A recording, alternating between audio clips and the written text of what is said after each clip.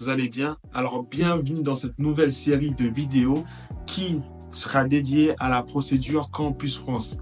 Si vous envisagez d'aller continuer vos études en France cette année, alors, mesdames et messieurs, vous êtes au bon endroit.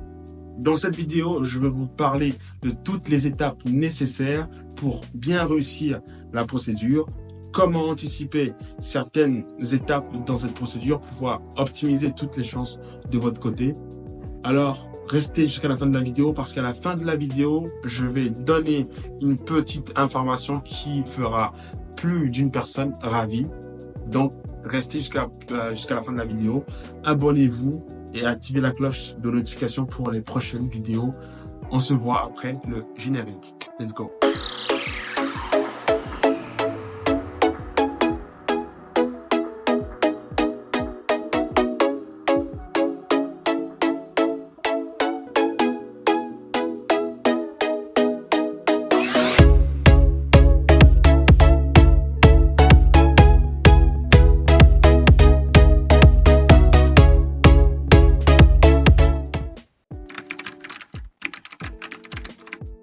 Campus France, c'est tout simplement une procédure qui vous permet, vous qui êtes étudiants internationaux, de venir en France pour continuer vos études.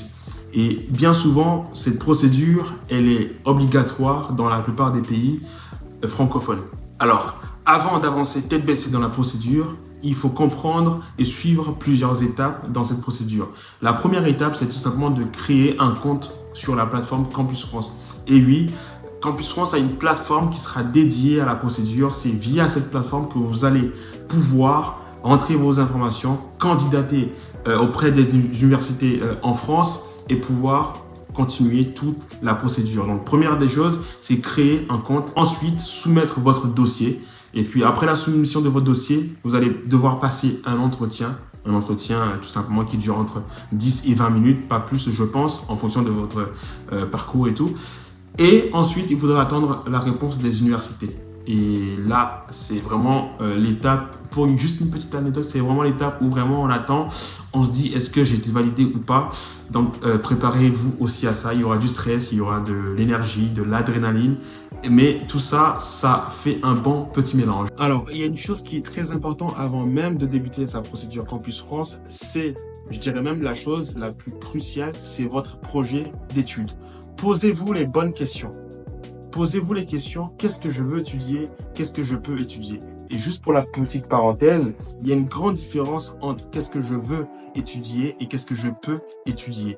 Je ferai une vidéo dédiée à ce terme. Je pense que beaucoup de personnes comprendront mieux pourquoi ces deux questions méritent d'avoir une bonne réflexion.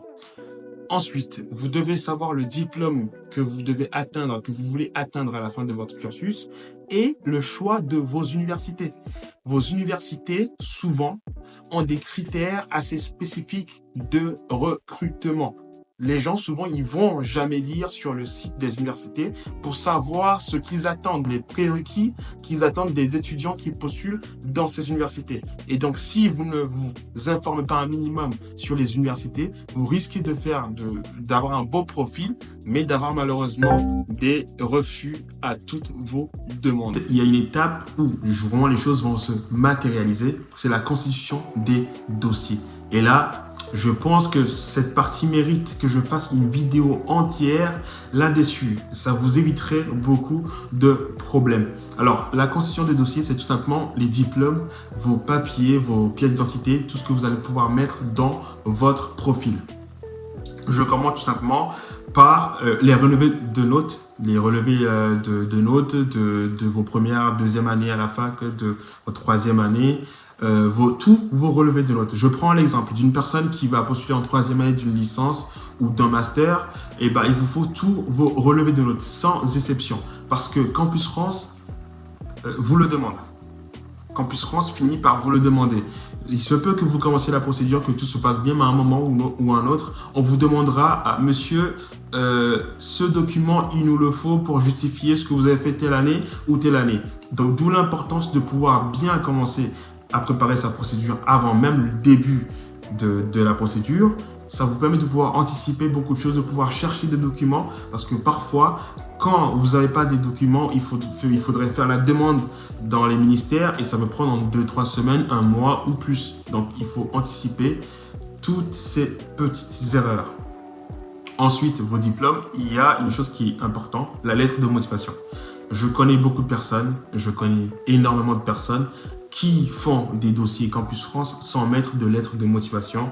Je ne dis pas que c'est vraiment quelque chose qui va vraiment vous pénaliser, et quoique si, je pense que c'est quelque chose qui peut vous pénaliser. Parce que quand vous avez un dossier, qu'il soit moyen, bon ou pas du tout, votre lettre de motivation peut faire la différence en fonction de votre vécu, de beaucoup de choses. Mais bon, ça encore, on le verra dans une autre vidéo, comment bien faire une bonne lettre de motivation pour appuyer sa candidature. Et bien sûr, si vous le pouvez et si vous avez déjà un passé, vous avez déjà travaillé, mettez un CV. C'est toujours très important que les universités reçoivent un dossier bien garni, bien enrichi. Ça fait toute la différence. Donc voilà, partie de la constitution des dossiers, c'est que vos diplômes officiels, le bac, la licence, le master, peu importe, doivent obligatoirement être traduits en français. C'est-à-dire que si vous avez des diplômes qui sont en anglais ou dans une langue maternelle, dans une langue de votre pays, il vous faut impérativement faire la transcription de ce document dans une langue française. Sinon, votre procédure, vous aurez beau avoir un bon profil, des 15 de moyenne, tout ce que vous voulez, la plateforme n'acceptera pas des documents qui ne sont pas transcrits en français. Donc, juste un petit point qui, je pense, est très important, que certaines personnes pourraient négliger, mais je pense que jusqu'ici, personne n'a jamais mis un document qui n'était pas en français sur la plateforme Campus France. Le financement, c'est vraiment une étape qui malheureusement va beaucoup compter dans la procédure. C'est malheureux de dire ça, mais c'est la base, le financement. Parce qu'une procédure, comme je le disais tout à l'heure, vous aurez beau avoir un dossier en béton, vous aurez beau avoir tout ce que vous voulez, si vous n'avez pas le financement, c'est-à-dire de justifier de certaines... d'une certaine aisance de vie, que ce soit surtout après la procédure, c'est un peu compliqué, c'est un peu chaud, c'est même très chaud. Je vais vous expliquer pourquoi. Ça va être incontournable puisque vous devez, déjà avant de commencer la procédure, tout anticiper. Comme je le disais encore une fois, vous devez anticiper le financement. Comment vous allez pouvoir vivre en France, le logement, combien ça coûte. Évidemment, je ferai pour chaque étape de la procédure Campus France, je ferai des vidéos du début jusqu'à la fin, ne vous inquiétez pas. Mais on va dire que je fais une globalité pour que vous puissiez, vous, de votre côté, anticiper un peu tout ça. Donc, c'est très important de pouvoir penser à tout, le logement, les frais de nourriture, et le transport, le coût de la vie et plein d'autres choses. Mais encore une fois, il faut savoir qu'en France, en tant qu'étudiant, on peut éventuellement avoir des aides. On peut, c'est pas sûr à 100%, mais on peut avoir des aides. Et également, je ferai une vidéo sur ce thème. Donc, je pense que c'est une question qui mérite un minimum de réflexion, le financement. Mais on en reviendra. Je pense que beaucoup de personnes n'anticipent pas assez, c'est les tests de langue. Les tests de langue, c'est vraiment la chose auquel les gens y pensent en dernier. C'est vraiment la chose auquel on ne pense pas du tout. C'est vraiment important puisque il y a des diplômes où vraiment on vous demande un certain niveau en français. Donc ça part de A à C si je ne me trompe pas. Il y a des diplômes où on vous demande des certifications de langue française ou de langue anglaise ou peu importe. Il faut savoir que même ça, il faut les anticiper. Dans votre procédure, avant de commencer votre procédure, il faut justement, comme je vous le disais, anticiper un bon nombre de choses. Et ça doit faire partie de choses que vous devez impérativement anticiper. Si vous voulez postuler, par exemple, si vous êtes intéressé par l'anglais ou tout ce que vous voulez, vous devez savoir que ils vont vous demander des certifications en anglais, de langue, des stages, de tout ce que vous voulez. Donc ça, c'est aussi des choses auxquelles les gens ne pensent pas, mais qui, je pense, peuvent faire la différence entre le niveau de français. Et même, je pense que ça ne coûte pas grand-chose et ça se fait souvent dans les instituts français de tous les pays. Je pense que ça se fait dans les centres ou au consulat ou un truc comme ça. Mais renseignez-vous sur les tests de langue. Ça ne coûte rien du tout, je pense. Mais c'est mieux de les avoir. hein, c'est toujours mieux de les avoir. Comme ça, on sait à peu près quel niveau on a et que si jamais on nous le demande, qu'on puisse le sortir et qu'on puisse justifier, pas se faire embêter. Donc voilà, seront mis sur pied. Vous allez pouvoir créer votre compte Campus France et pouvoir candidater tout simplement. Et justement, dans la prochaine vidéo, je vais vous montrer de A à Z comment bien créer son compte Campus France et comment bien renseigner son profil. Tout ce qu'il faut, comment pouvoir faire les manipulations. Je vais vous montrer tout ça dans la prochaine vidéo. Donc, abonnez-vous, activez la cloche de notification. Je sors 2 à 3 vidéos par semaine. Donc, toutes les personnes qui aimeraient commencer la prochaine procédure pour la rentrée scolaire 2025-2026, qui commence dans 2 semaines à peu près, en octobre, début octobre, activez la cloche. Activez la cloche, je vais être là du début jusqu'à la fin. Je vais pouvoir vous montrer les hicks, les astuces pour pouvoir anticiper beaucoup de choses, pour pouvoir éviter certaines erreurs. Donc les gars, n'hésitez surtout pas à vous abonner. Et donc là, mesdames et messieurs, on arrive en fin de vidéo. Pour toutes les personnes qui ont pu rester jusqu'à la fin, merci à vous. Abonnez-vous, activez la cloche pour recevoir les notifications pour les prochaines vidéos.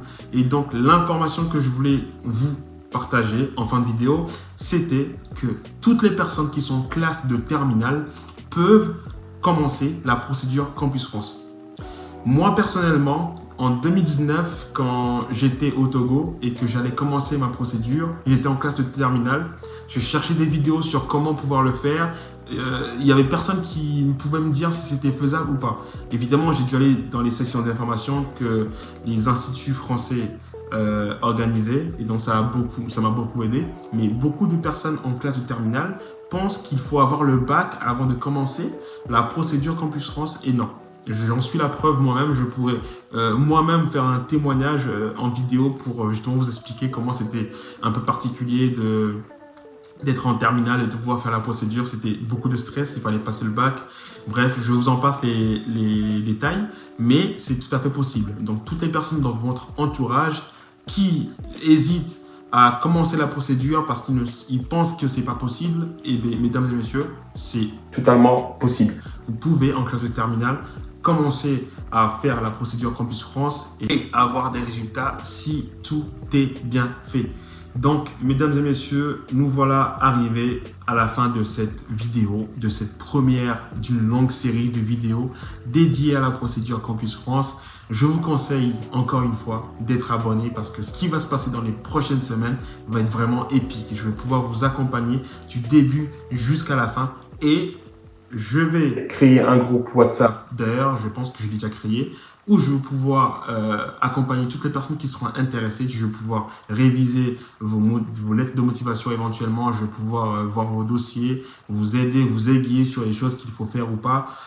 Et je pense que nous sommes arrivés à la fin de la vidéo. Donc, mesdames et messieurs, merci de m'avoir écouté. On se dit à la prochaine vidéo. Let's go.